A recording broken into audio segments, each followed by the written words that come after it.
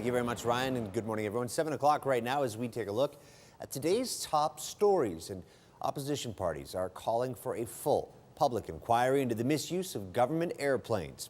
They believe that Alison Redford was just the tip of the iceberg.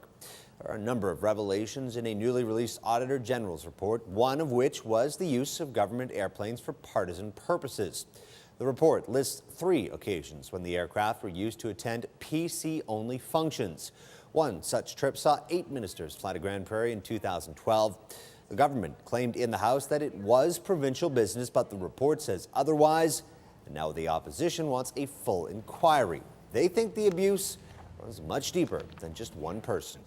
And we're calling for a full public inquiry into the abuse and misuse of government aircraft for partisan purposes. Albertans want answers. They want and they deserve to know how this was allowed to happen. We need to broaden this investigation beyond just Premier Redford and find out where are the government's checks and balances. The report cites 2 other instances where government planes were misused. In response, PC Party President Jim McCormack says it will pay back $6,500 to cover the cost of those 3 flights. In 43 years of power, the Tories have arguably never seen this level of turmoil. And we asked voters, how will the expense scandal affect the next election? Or will former Premier Alison Redford take all of the blame? She really made everything more negative, I think. So I don't think the PCs will do nearly as good as they did last run. I don't think they have a very good chance. I think that where you have one rat, not that Alison's a rat or anything, but you know, one rat, likely there are more. Same ship, right? Well, I think there's a bit of that going on with every party. And if you're offered it, you take it. And some people overstep the bounds. Of course, the Tories inched out a 12th straight majority back in 2012 over the Wild Rose. By law, the next election must be held in the spring of 2016. Well, after a year of some testy talks, Alberta's 26,000 nurses have a new contract. The 4-year pact with Alberta Health Services includes a 7.5% raise and a $4,000 bonus. Alberta nurses will now be the highest paid nationwide as of next year. The union also predicting the deal will create safer working environments and better patient-nurse ratios. The ratification comes after the union claimed that AHS had tried to eliminate hundreds of nursing jobs. Meanwhile, the Alberta Union of Provincial Employees has filed a formal complaint against the housing co-op in our city in the middle of a labor impasse. The AUPE claims they have a laundry list of evidence showing the employer supports for art space, independent living, or sale, never intended to bargain in good faith. The union says the employer has made it clear the striking workers would not be welcome back. An independent mediator recommended terms to settle the long-lasting strike.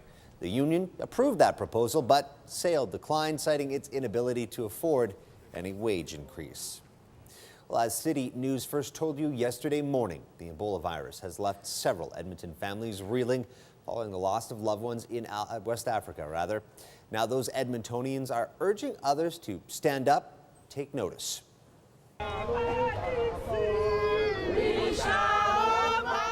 Dozens marched from Churchill Square to the legislature on Thursday. They hope to raise awareness on the virus that has killed nearly 1,000 people in West Africa. They rallied in hopes of coaxing government to deliver much-needed care to the ailing nations, especially after word that an experimental drug has proven effective on 2 infected aid workers from the U.S.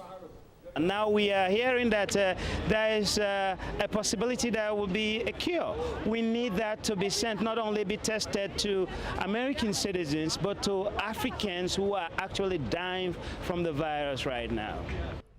The World Health Organization has declared the Ebola outbreak in Africa a public health emergency of international concern. Its future may be a bit in doubt, but the present looks awfully bright for Rexall Place. A Polestar report ranks the arena as the 23rd busiest concert venue worldwide for the first 6 months of 2014. Rexall Place was also the 2nd busiest arena in Canada behind Toronto's ACC. More than 213,000 tickets were sold so far. London's O2 Stadium leads worldwide with 920,000 spectators so far this year. Speaking of concerts, plenty of folks helping to kick off this year's Folk Fest. Gallagher Hill Thursday night. It was always me and you, shaping up and shipping out. It's a good atmosphere and it's good entertainment. And if it's not raining, it's a nice park. The best weekend you could ever have in the world, whether it rains or not. We really like it. We've been coming since about 98, 99, I think. Of course, Folk Fest runs again tonight, tomorrow, and Sunday. This year's event once again a sellout, but organizers say they do still have some seniors tickets up for grabs this weekend. Those can be purchased at the site ticket office. 7:06.